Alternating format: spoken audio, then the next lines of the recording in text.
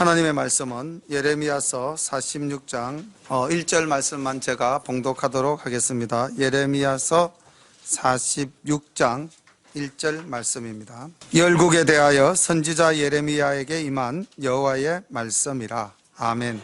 45장 바룩에 대한 말씀은 지난번에 은혜를 함께 나누었기 때문에 오늘은 46장과 47장 두 장의 말씀으로 이 시간 함께 은혜를 나누고자 합니다.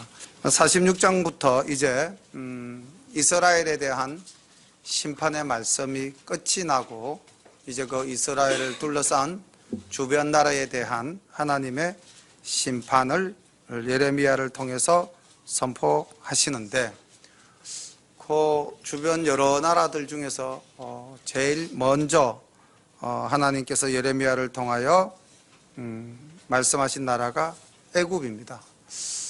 왜 애굽을 제일 먼저 말씀하셨을까?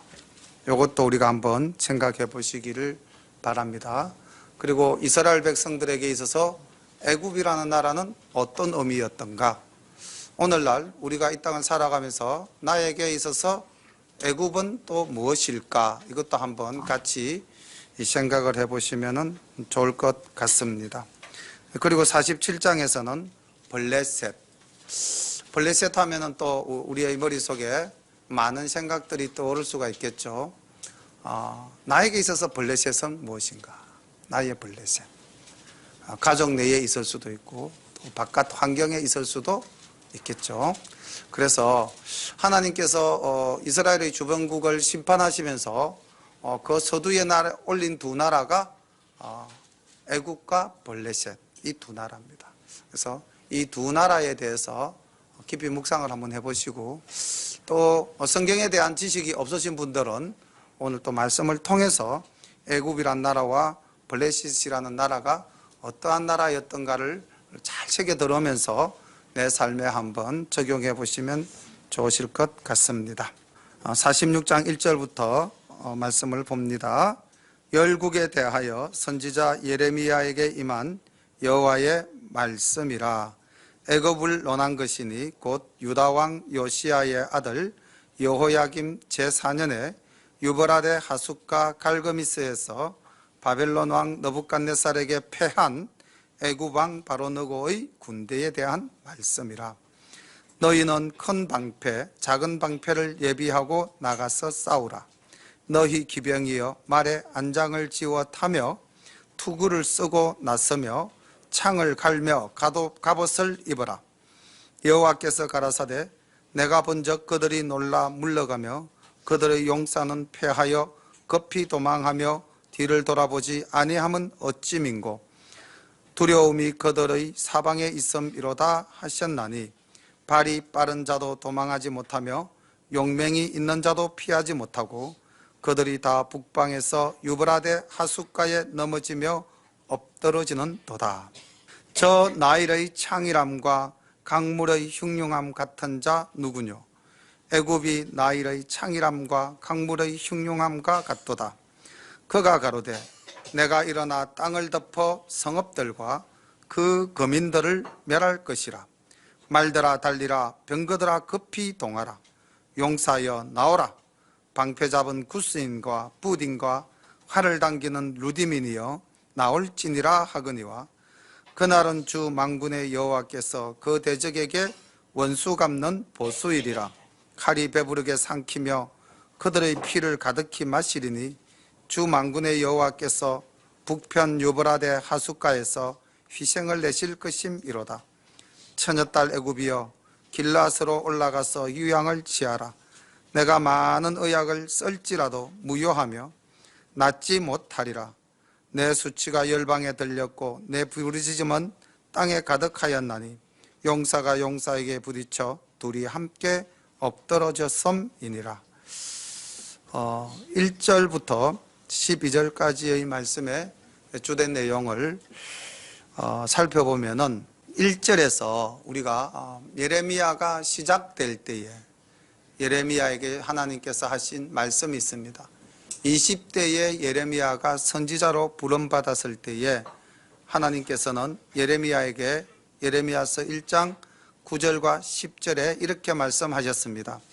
여호와께서 그 손을 내밀어 내 입에 대시며 내게 이르시되 보라 내가 내 말을 너의 입에 두었노라.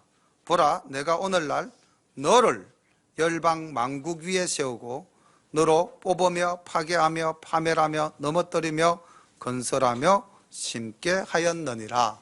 다시 말하면은 하나님께서 일찍이 예레미야를 택하셔서 예레미야에게 선지자적 사명을 주시고 예레미야의 입술을 통하여 나오는 말들을 통해서 하나님의 역사를 이루어 나가시겠다고 분명히 말씀하셨는데 이제 그 말씀이 46장에서 이렇게 이제 이루어지는 모습을 볼 수가 있죠. 아까 1장 10절에 보면은 내가 오늘날 너를 열방 만국 위에 세우고, 그러니까 예레미야의 선지자적 사명이 유다 땅에만 국한된 것이 아니라 세계 만방에 해당한 것이다. 이 말씀은 하나님은 이스라엘만 다스리시는 하나님이 아니라 세계 만국을 통치하시는 하나님이시다라는 것을 선포하신 것이고, 그 선포가 이제 하나씩 하나씩 이루어져 가는 것을 46장 이후로 우리가 볼 수가 있는 것입니다. 그리고 2절부터 12절까지의 내용은 BC 605년에 갈그미스 전투라는 역사적 전투가 있었습니다. 이거는 세계사적 문헌에도 나타나는 전투인데, 이 전투는 그 당시 패권을 가지고 있던 애국과 그 다음 아수르 제국을 이제 격파하면서 새롭게 일어나는 신흥강국 바벨론, 이 두 제국이 패권을 다툰 전투가 바로 이 갈그미스 전투입니다. BC 605년에 있었고요. 이 전투로 말미암아 애굽은 패패하고 바벨론은 승리하여서 이제 세계사의 주역이 바뀌어지는 순간입니다. 근데 오늘 이 3절과 4절을 가만히 읽어보면은 그 당시 애굽이 얼마나 자기 도취에 빠져 있었는가, 이 3절과 4절 이 두 말씀과 짝을 이루는 말씀이 7절과 8절, 9절입니다. 그러니까 2절부터 6절까지가 한번 언급되어졌던 내용을 7절부터 12절까지 다시 반복해서 표현을 달리해서 한 번 더 이야기하고 있는 내용입니다. 다른 내용이 아니라 2절부터 6절까지 한 내용이 7절부터 12절까지 덮어쓰기로 다시 한 번 더 반복되어졌다.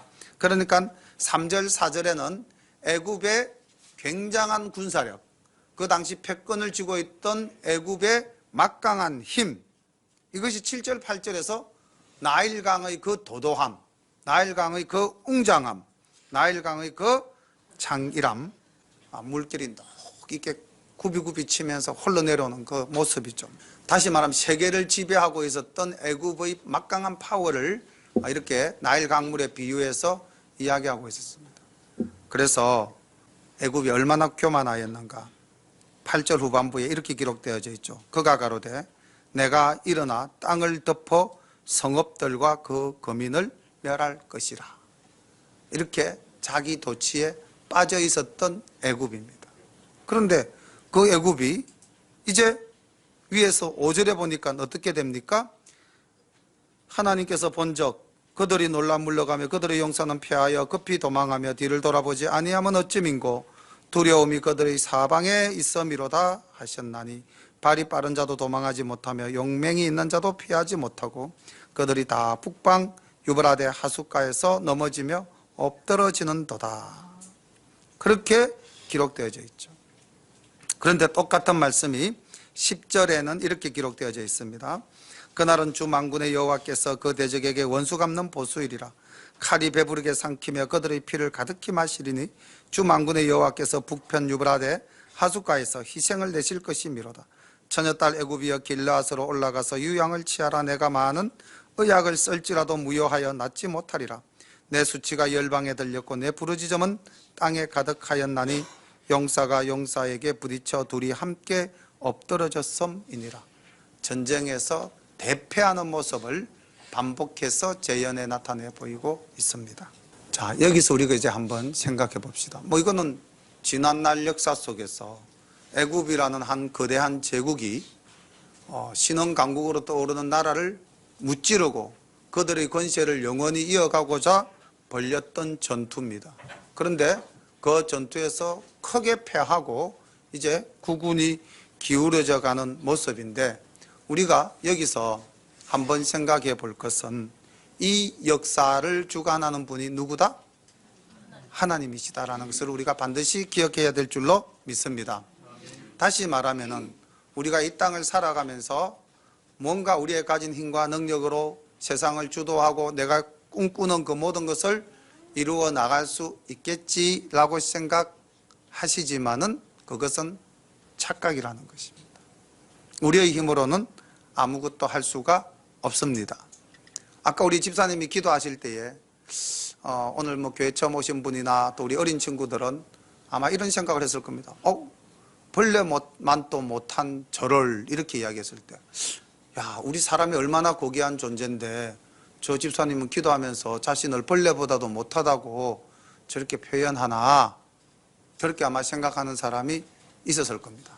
그렇다면은 누구의 생각이 맞을까요? 우리가 얼마나 위대한 존재인데 이 생각이 맞을까요? 아니면 나는 벌레보다 못합니다 라고 하는 말이 맞을까요? 일반인들이라면은 당연히 내가 존재감을 가지고 당당하게 표현하는 것이 옳다고 생각하겠죠. 그런데 신앙을 가진 사람이라면은, 믿음을 가진 사람이라면은, 하나님을 나의 주라고 인정하는 사람이라면은 우리는 당연히 벌레보다 못한 존재다라고 고백할 수 있어야 할 것입니다. 만약에 내가 모든 것을 다 할 수 있다라는 이런 자기 자신감에 가득한 사람은 오늘 여기 이집트처럼 무너진다는 겁니다. 이집트가 얼마나 많은 군대, 얼마나 많은 무기, 그리고 자기들 힘만이 아닙니다. 가만히 보니까 여기 이방인들도 다 불렀어요. 여기 보니까 9절에 보니까 구스인도 불러냈고요, 붓인도 불러냈고요, 루딤인도 불러냈습니다. 수많은 외구 세력을 연합하여 이제 끌고 올라갑니다. 내 힘만이 아니라 내가 부릴 수 있는 모든 주변의 힘들까지 다 동원해서 갈거미스로 올라갔지만은 신흥 바벨론 제국에게 패하고 말았습니다. 여기서 우리가 또 하나 기억해야 될 것은, 하나님은 애굽의 편 위에 서 있었을까요? 바벨론의 편 위에 서 있었을까요? 바벨론의 편 위에 서 있었습니다. 왜냐하면 하나님은 작정하셨어요. 바벨론을 들어서 나의 도구로 쓰겠다고. 하나님의 역사심이, 섭리하심이 그 가운데 있었던 겁니다. 그러니 내가 아무리 내 힘으로 뭘 하겠다고 해도 하나님의 섭리하심에 반할 때에는 그 일을 이룰 수가 없는 겁니다. 아무리 내 능력이 있어도 안 되는 거예요. 우리가 오늘 역사 속에서 얻는 교훈이라면 바로 이런 것이 아닐까요? 우리는 나의 힘을 의지하지 말자는 것입니다. 우리는 기도해서 하나님의 뜻을 묻고 또 하나님의 뜻을 찾아서 그 뜻대로 살자는 것입니다. 특히 내 처지가 공고하고 힘들수록 더욱더 그러해야 하겠죠. 이제 13절부터 나타나는 말씀은 또 다른 이야기입니다.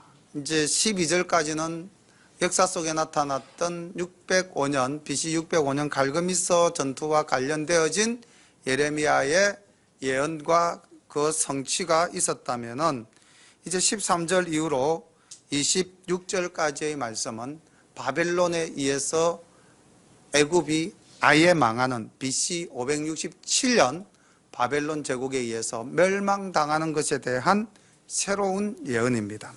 바벨론 왕 느부갓네살이 와서 애굽 땅을 칠 일에 대하여 선지자 예레미야에게 이르신 여호와의 말씀이라. 너희는 애굽에 선포하며 믹돌과 놉과 다바네스에 선포하여 말하기를, 너희는 굳게 서서 예비하라. 내 사방이 칼에 삼키웠느니라. 너희 장사들이 쓰러짐은 어찌미뇨? 그들의 서지 못함은 여호와께서 그들을 몰아내신 영곤이라. 그가 많은 자로 넘어지게 하심에 사람이 사람 위에 엎드러지며 이르되 일어나라, 우리가 포악한 칼을 피하여 우리 민족에게로 우리 고토로 돌아가자 하며, 거기서 부러짓기를 애굽 왕 바로가 망하였도다. 그가 시기를 잃었도다. 만군의 여호와라 일컫는 왕이 가라사대 나의 삶으로 맹세하노니 그가 과연 산들 중의 다볼같이 해변의 갈멜같이 오리라. 애굽에 사는 딸이여 너는 너를 위하여 포로의 행리를 준비하라. 노비 황무하며 불에 타서 거민이 없을 것임이니라. 애굽은 심히 아름다운 암송아지라도 북에서부터 멸망이 이르렀느니라. 또 그 중의 고용군은 외양간 송아지 같아서 돌이켜 함께 도망하고 서지 못하였나니 재난의 날이 이르렀고 벌 받는 때가 왔음이라. 애굽의 소리가 뱀의 소리 같으리니 이는 그들의 군대가 불목하는 자같이 도끼를 가지고 올 것임이니라. 나 여호와가 말하노라. 그들이 황충보다 많고 계수할 수 없으므로 조사할 수 없는 그의 수풀을 찍을 것이라. 딸 애굽이 수치를 당하여 북방 백성의 손에 부침을 입으리로다. 나 만군의 여호와 이스라엘의 하나님이 말하노라. 보라, 내가 너의 아몬과 바로와 애굽과 애굽 신들과 왕들 곧 바로와 및 그를 의지하는 자들을 벌할 것이라. 내가 그들의 생명을 찾는 자의 손 곧 바벨론 왕 느부갓네살의 손과 그 신하들의 손에 붙이리라. 그럴지라도 그 후에는 그 땅이 여전히 사람 살 곳이 되리라. 여호와의 말이니라. 아멘. 13절부터 26절까지는 조금 내용이 또 다르죠. 앞에는 굉장히 치열한 전투 장면이 묘사가 되어졌다면은 13절부터는 이제 한 나라가 멸망당할 것이다 라는 말씀을 계속하고 있고, 그 멸망은 어디로부터? 북으로부터 오는 자에 의해서 멸망할 것이다. 그리고 그것이 이제 느부갓네살이라고 분명히 이야기하고 있습니다. 왜 하나님께서는 이렇게 애굽을 멸망시키려 하셨을까요? 이제 우리가 이스라엘의 역사를 조금만 더듬어 보면은 이스라엘이 멸망하기 직전에 바벨론을 섬겨라, 또 바벨론에게 너희들의 운명을 맡겨라. 하나님께서는 끊임없이 선지자들을 통해서 바벨론은 내가 들어서 쓰는 도구니 복종하라, 순종하라, 너희들의 의를 나타내지 마라, 내 말에 순복하라, 이렇게 계속해서 말씀하셨어요. 그런데 이스라엘 백성들이 그 말씀을 흘려들었을 뿐만 아니라 자기의 생각으로 결정하고 판단합니다. 어디를 의지하죠? 애굽을 의지했다는 겁니다. 자, 여기서 우리가 애굽이라는 존재는 이스라엘 백성에게 있어서 하나님보다도 더 뭐라고 표현해야 될까요? 하나님보다도 더 우위에 있다. 또 하나님보다도 더 의지할 대상이다. 하나님보다도 더 강하다. 하나님보다도 더 내 문제를 바로 해결해 줄 수 있는 존재다. 자, 그러니까 이 애굽이 가만히 생각해 보십시오. 하나님보다 더 라고 제가 질문을 던지면서 한 4가지를 손가락으로 꼽았죠. 자, 그러면은 이 애굽 말고 우리 대칭해서 대입해서 넣을 수 있는 거 혹시 없나요? 내가 이 땅을 살아가면서 애굽 대신에 하나님보다도 더 강하고 내 문제를 해결할 수 있고 우위에 있고 더 능력자라고 생각하는 게 혹시 내 속에 없습니까? 만약에 없다면은, 그게 없다면은 정말로 여러분들은 참으로 신실한 하나님의 백성입니다. 하나님이 말씀하시면은 순종할 수 있는 사람입니다. 그런데 조금 전에 제가 말씀드렸던 것처럼 하나님보다도 더 할 때 그 하나님보다 더 본문 속에서는 애굽이었지만은 오늘날 살아가는 우리에게 있어서 하나님보다도 더한 땡땡 이랬을 때에 그 땡땡에 해당하는 분명한 것이 있다면은 그거는 우리가 심각하게 회개해야 할 부분이라는 거죠. 하나님보다도 더한 것이 있을까요? 이렇게 질문 던졌을 때에 우리 한 분이 돈 이렇게 말씀하셨어요. 굉장히 솔직하지 않나요? 오늘날 현대사회가 어떻게 표현하고 있습니까? 돈이면 다 된다라고 이야기합니다.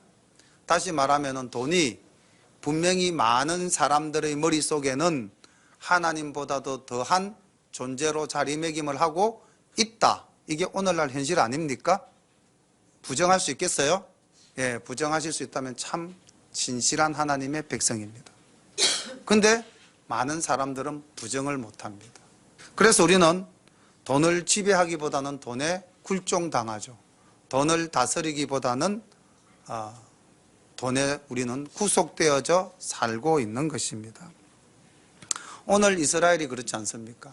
하나님 말씀에 순종하면 되는데 하나님보다도 더 위에 있는 내 눈앞의 현실 속의 강대국, 그 당시 동방에서가 아니라 세계에서죠. 그 당시 이스라엘 사람들이 살아가는 그 세계에서 애굽만한 나라가 없었거든요. 그러니까 애굽을 의지하면 우리의 모든 문제는 다 해결된다. 선지자들이 외치는 저 바벨론의 침략, 애굽이 다 해결해 줄 수 있어. 오늘날 우리가 하나님이 우리의 문제를 해결해 줄 것이 아니라 내가 믿는 그 무엇이 문제를 해결해 줄 수 있어라고 생각하신다면 우리는 이 부분에 대해서 깊이 한 번 더 신앙적으로 고백해야 할 필요가 있을 것 같습니다. 그래서 하나님께서는 이 애굽을 제일 먼저 예레미야를 통해서 심판하겠노라고 말씀하시고 있는 것입니다. 자, 27절과 28절은 사실은 예레미야서 30장 10절과 11절에 나왔던 말씀과 똑같은 말씀입니다. 그런데 왜 이 말씀이 여기 다시 한 번 더 삽입이 되어져 있을까요? 내 종 야곱아 두려워 말라. 이스라엘아 놀라지 말라. 보라 내가 너를 원방에서 구원하며 내 자손을 포로된 땅에서 구원하리니 야곱이 돌아와서 평안히 정온히 거할 것이라. 그를 두렵게 할 자 없으리라. 나 여호와가 말하노라. 내 종 야곱아 내가 너희와 함께 하나니 두려워 말라. 내가 너를 흩었던 그 열방은 다 멸할지라도 너는 아주 멸하지 아니하리라. 내가 너를 공도로 징책할 것이요 결코 무죄한 자로 여기지 아니하리라. 아멘. 우리가 하나님 믿는다는 것이 얼마나 복받은 것인가. 여기 보니까 징책이라는 말씀이 나오죠. 징책, 징계와 책망이죠. 그죠? 누구에게 징책을 한다고 말씀하고 있습니까? 이스라엘 백성들에게. 그런데 하나님께서는 애굽에 대해서는 징책하십니까? 심판하십니까? 심판하시죠. 다시 말하면 하나님의 택한 자와 하나님께서 택하지 않은 자에 대한 하나님의 뜻하심이 다르다는 거죠. 우리가 새가족 교육을 받으면서 혹시 그런 말씀 기억나지 않습니까? 하나님이 택한 백성에게는 결코 정죄함이 없다. 오직 징계가 있을 따름이다. 이렇게 말씀 배우신 거 기억나죠? 나누신 거 기억나실 겁니다. 하나님의 사랑입니다. 하나님의 은혜입니다. 우리가 하나님의 자녀가 되었다는 것은 우리가 어떠한 잘못을 행하더라도 우리는 정죄함이 없습니다. 다시 말하면 심판받지 않습니다. 이것을 우리가 믿어야 될 줄로 믿습니다. 우리는 하나님께서 택하신 백성이기 때문에 아버지의 징계와 책망을 받아들이고 그 다음 뭐 하면 되죠? 회개하면 됩니다. 오늘 아침 우리 집사님 기도가 이렇게 우린 전혀 사전에 교감 없습니다. 기도자와 설교자는 어떤 경우에도 교감이 없는데 오늘 우리 집사님 기도가 그렇지 않았습니까? 광야에서 내 자신을 돌아보면서 내가 하나님 앞에 혹시 징계받을 일이 있었던가 또 책망받을 일이 있었던가 돌아보는 시간을 갖게 하고 내가 주님 앞으로 한 걸음 더 나아가게 인도해 주심에 감사합니다라는 기도 하셨잖아요. 기도 내용 기억나시죠? 어떤 내용도 있었냐면 나로 하여금 하나님 시험받게 하여 주심도 감사합니다. 이렇게 기도하셨어요.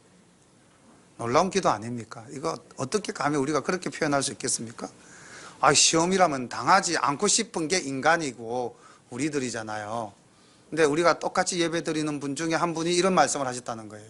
시험받게 하여 주심을 감사합니다. 나는 정말 예수 믿어서 편안하고 싶어. 아무런 풍랑이 나의 삶 속에 없었으면 좋겠어. 이루어질 수 있을까요? 꿈일까요? 저는 꿈이라고 생각합니다. 예수 믿는다고 해서 인생이 잔잔한 호수처럼 평안할 수만 있다면 세상 사람 다 예수 믿겠죠. 그런데 가만히 보시면은요, 예수 믿는 사람이 이 땅을 살아가는 게 어렵습니까? 예수 안 믿는 사람이 이 땅을 살아가는 게 어렵습니까? 누가 조금 더 어렵게 사는 것 같아요? 예수 믿는 사람이 훨씬 어렵게 삽니다. 예수 안 믿는 사람은 무지 편해요. 하고 싶은 대로 다 하고, 그리고 거기에 대한 죄책감도 안 가져요, 심지어는. 그런데 우리는 조그마한 것 하나도 잘못하면 그걸 가슴에 안고 어찌할꼬 하지 않습니까? 누가 어찌할꼬 합니까? 내가 어찌할꼬 합니까? 내 속에 있는 하나님께서 어찌할꼬 하시는 겁니까? 이 내 속에 있는 성령님, 하나님, 예수님이 어찌할꼬 하게 하시는 거죠. 그래서 예수 믿는 우리는 주님과 함께 살기 때문에 이 땅을 살아가는 것이 더 힘듭니다. 우리는 늘 시험 속에 있는 거예요. 그걸 우리가 이겨내야 하는 거죠. 말씀으로, 기도로. 예. 그래서 우리는 불완전한 존재잖아요. 그런 불완전한 존재인 우리를 하나님께서는 눈동자와 같이 살피시고 지켜주시고 보호하시고 인도하시는 줄로 믿으시기를 바랍니다. 오늘 27절 28절에서 말씀하시잖아요. 네 주변의 모든 나라를 내가 다 정죄할지라도 심판할지라도 이스라엘 너는 내가 구원한다. 너는 칭책의 대상이지 정죄의 대상은 아니다라고 우리에게 소망을 주시는 것입니다. 그리고 하나님께서는 그러한 기준이 분명히 뭐라고 그랬냐면 여기 내가 너를 공도로 징책할 거야. 우리 하나님은 사랑의 하나님이신 동시에 또 어떤 하나님이시다? 공의의 하나님이시라는 거죠. 그래서 공도로, 공의로운 도로 이 땅을 다스리시고 이끌어 가신다는 것입니다. 놀랍지 않습니까? 오늘 이 46장 말씀이 그냥 역사 속에 한 나라가 멸망한 것이다 라고 보기에는 놀라운 하나님의 섭리가 그 속에 있지 않습니까? 오늘 내가 애굽이라는 이 나라와 환치할 수 있는 대등한 위치에 넣을 수 있는 내가 이때까지 믿고 의지했던 것이 있다면 오늘 그것을 겸손히 내려놓고 주님께 고백함이 어떠할까요? 그렇게 했을 때에 우리는 한 걸음 더 주님 앞으로 나아가는 성숙된 신앙인 또 성화되어진 신앙인이 될 줄로 믿습니다. 47장은 블레셋에 대한 이야기입니다. 블레셋 하면 제일 먼저 어떤 인물이 생각납니까? 삼손이 생각납니다. 예, 대단하십니다. 저는 삼손이 아니고 다른 땡땡으로 생각했습니다. 블레셋 하면 떠오르는 인물이 또 있죠? 누가 생각납니까? 생각나는 인물이 없습니까? 네, 블레셋 하니까 골리앗, 예. 골리앗이 생각. 제가 땡땡했지 땡땡땡 안 했잖아요. 예, 다윗이 또 생각날 수도 있죠. 자, 그러면 블레셋 삼손, 블레셋 다윗, 블레셋 골리앗 이랬을 때에 블레셋이라는 이 나라가 주는 이미지는 뭡니까? 이스라엘이라는 나라에 있어서 끊임없이 괴롭히는 존재죠. 침략하고 빼앗아가고 능멸하고. 오늘 예수 믿는 내가 그 삶 속에서 그렇지 않습니까? 혹시 능멸당하고 나의 모든 에너지를 빼앗기고 뭔가 나를 끊임없이 괴롭히는 대상이 있다면 그것이 바로 오늘 본문 속에 나타나는 블레셋이 아닐까요? 자, 그런데 그럼 이 블레셋이 영원무궁합니까? 망한다는 거예요. 자, 그럼 블레셋은 망하지만은 유다는 망합니까? 안 망합니까? 하나님 나라는 결코 망하지 않습니다.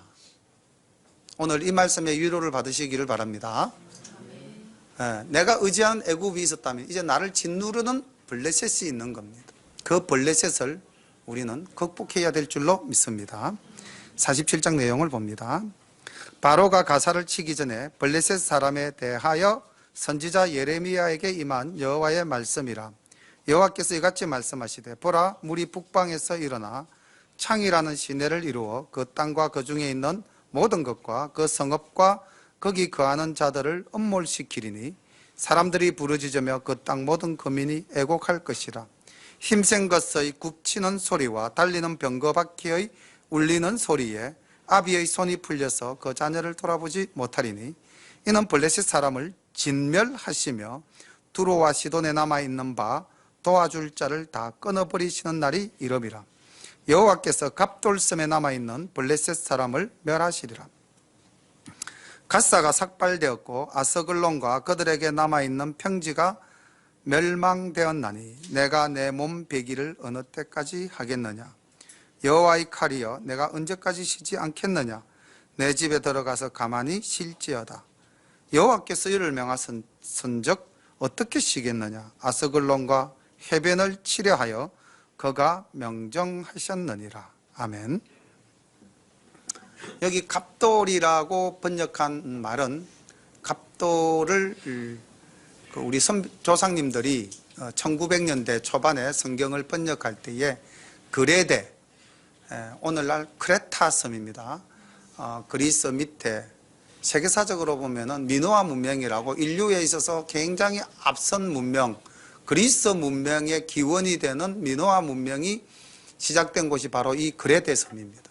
이 그레데 섬을 살아갔던 사람들이 바로 이 블레셋 사람, 팔레스틴, 오늘날 팔레스타인, 그 팔레스틴 계통의 사람들입니다. 그래서 그레데 사람들의 고향이 갑돌입니다. 하나님이 어디까지 이 멸절시키냐면은 그 그레데 섬에 남아있는 블레셋인까지 멸절시키겠다, 그렇게 싹을 자르시겠다는 말씀이죠. 강력한 징계입니다. 징계가 아니죠. 강력한 심판입니다. 성경 속의 블레셋은 언제 등장하느냐. 혹시 그랄이라는 도시 기억나십니까? 누가 그쪽으로 내려갔죠? 성경 속의 인물 중에서 팔레스타인 그 가나안 땅에 가뭄이 들었어요. 그래서 아브라함이 그랄로 내려갑니다. 그랄로 내려가기 직전에 아브라함이 또 어디로 한번 내려갔죠? 애굽으로 내려간 적도 있습니다. 또 이 블레셋이 5개의 도시로 이루어진 연맹체인데요. 오늘 여기 에스글론, 그리고 이제 가사, 그 다음에 가드, 에글론, 아스타롯, 이렇게 이제 5도시인데, 그 블레셋 도시 가드라는 도시가 하나 있습니다. 거기로 내려간 사람이 또 한 사람이 있었어요. 다윗이 걸로 내려갔어요. 사울을 피해서 내려갔던 적이 있습니다. 가서 미친 척했죠. 가드 왕이 이제 자기를 죽이려고 하니까 침을 흘리면서 미친 척하고 이제 거기서 탈출하는 내용들이 이 사무엘서에도 있고 시편에서도 다윗이 고백하고 있습니다. 자, 그랬던 블레셋, 창세기에서부터 등장합니다. 이 블레셋은. 그리고 이제 사무엘서로 넘어가거나 아니면 사사기로 넘어가면은 블레셋은 끊임없이 이스라엘을 괴롭히는 나라로 등장합니다. 심지어는 여러분들이 잘 아는 사울왕이 누구 손에 의해서 죽었습니까? 바로 이 블레셋 사람 손에 의해서 이스라엘의 처음 세운 왕이 죽임을 당해요. 다윗 왕 때 복속시켰고 솔로몬 왕 때 속국으로 삼았습니다. 그런데 남북이 분열되니까 블레셋이 다시 고개를 들고 이스라엘을 또 괴롭힙니다. 이 블레셋 아주 질기고 오래된 존재입니다. 왜 제가 이 성경에 나타나는 블레셋의 역사를 창세기까지 들고 가서 말씀을 드리냐면은, 자, 블레셋이라는 것이 굉장히 이중적이지 않습니까? 뭔가 내가 도움을 받을 수 있을까 하고 피난하는 곳이기도 했지만은 결국 거기는 나의 피난처가 되었다 되지 못하였다? 피난처가 되지 못하였다는 겁니다. 아브라함이 내려가서 거기서 원하는 것을 얻을 수 있었나요? 오히려 두려움에 떨었죠. 자기의 아내를 빼앗길까 싶었어. 다윗이 목숨을 부지하기 위해서 가드로 내려갔지만은 그 가드 왕으로부터 보호를 받고 구원함을 얻었나요? 아니죠. 죽임을 당할 것 같아서 미친 척하고 물러났던 것입니다. 다시 말하면은 우리가 오늘 이 블레셋을 한 번 더 생각해 본다면은 그 블레셋이라는 막강한 파워, 힘, 거기에 아까 애굽만은 못하지만은 여전히 내가 기대는 존재로 생각한다면은 내 문제의 해결자가 되지 못한다는 거죠. 내가 고난을 피해서 갈 수 있는 곳이 아니라는 겁니다. 궁극적으로 나를 해치려고 하는 존재라는 것입니다. 그리고 끊임없이 나를 억압하고 짓밟는 것입니다. 자, 나에게 블레셋이란 무엇인가? 내 삶 속에 혹시 블레셋 없습니까? 내가 때로는 좀 기대해 볼까 하고 갔는데 기대기는커녕 오히려 나에게 고통만 돌아오더라. 처음부터 나를 끊임없이 괴롭히더라. 그런데 그 블레셋은 하나님께서 심판하십니다. 믿으시기를 바랍니다. 우리는 이 땅을 살아가면서 아까 예수 믿는 사람이 살기가 더 힘들다고 그랬죠. 그러면서 우리는 세상에서 죄짓고 자기 마음대로 살아가는 사람 때로는 좀 부러운 적 없었습니까? 또는 그것으로 인해서 하나님이 왜 이렇게 불공평하시지? 라고 원망한 적 없으십니까? 우리 시편 한번 찾아서 읽어보겠습니다. 시편 37편입니다. 시편 37편 1절부터 4절까지의 말씀이 오늘 블레셋을 심판하시는 하나님의 섭리하심, 그 섭리하심을 깨달은 시편의 저자 다윗이 하나님을 찬양하며 고백한 기도며 찬양입니다. 이 기도와 이 찬양이 우리의 기도와 우리의 찬양이 되기를 간절히 소망합니다. 시편 37편 1절부터 4절까지 우리 함께 읽겠습니다. 행악자를 인하여 불평하여 하지 말며 불의를 행하는 자를 투기하지 말지어다. 저희는 풀과 같이 속히 배임을 볼 것이며 푸른 채소같이 세잔할 것임이로다. 여호와를 의뢰하여 선을 행하라. 땅에 거하여 그의 성실로 식물을 삼을지어다. 또 여호와를 기뻐하라. 저가 내 마음의 소원을 이루어 주시리로다. 아멘. 때가 더딜지는 모르지만은 내가 원하는 시간이 아닐지 혹 모르겠지만은 하나님께서는 우리 마음의 소원을 반드시 이루어 주시는 분이신 줄 믿으시기를 바랍니다. 오늘 분명히 우리는 예레미야서에서 예레미야가 선지자로 부름받는 날 열국에 대해서 세우고 뽑고 할 것을 내 입술에 맡겼다 했는데 그 말씀이 이루어짐을 오늘 봅니다. 그리고 하나님은 그 역사를 주관하시는 분이심을 나타내 보이셨습니다. 오늘날 우리 시대는 애굽도 없고 블레셋이란 나라도 없습니다만은 여전히 우리 신앙생활하는 가운데는 애굽과 같은 존재가 있고 블레셋과 같은 존재가 여전히 있다는 것입니다. 그리고 우리는 여전히 힘들다는 것입니다. 우리는 여전히 억압당하고 우리는 여전히 내 스스로의 힘으로 어찌할 수 없다는 마음에 기댈 곳을 찾아서 방황하고 있다는 겁니다. 오늘날도 여전히 우리는. 그런데 하나님은 우리를 부르십니다. 내게로 오라. 내가 너를 쉬게 하리라. 그런데 우리는 그 말씀을 여전히 듣지 않는다는 겁니다. 여전히 우리는 세상 속에서 문제 해결할 수 있고 또 때로는 세상의 풍조에 휩쓸려서 에라 모르겠다 같이 놀아보자.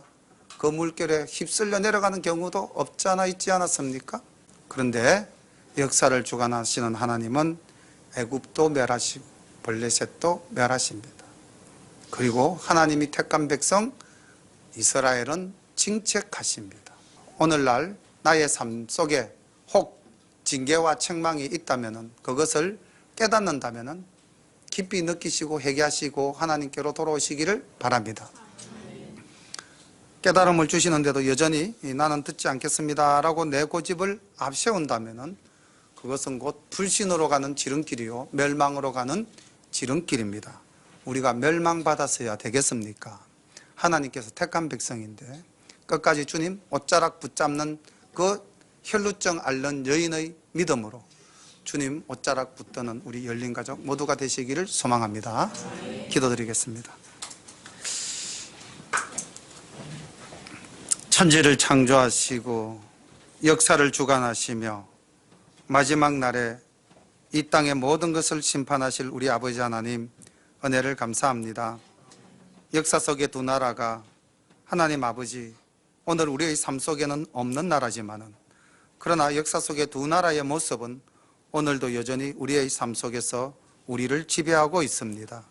하나님 우리 아버지 하나님께서 결국 그들을 심판하신 것을 보았습니다.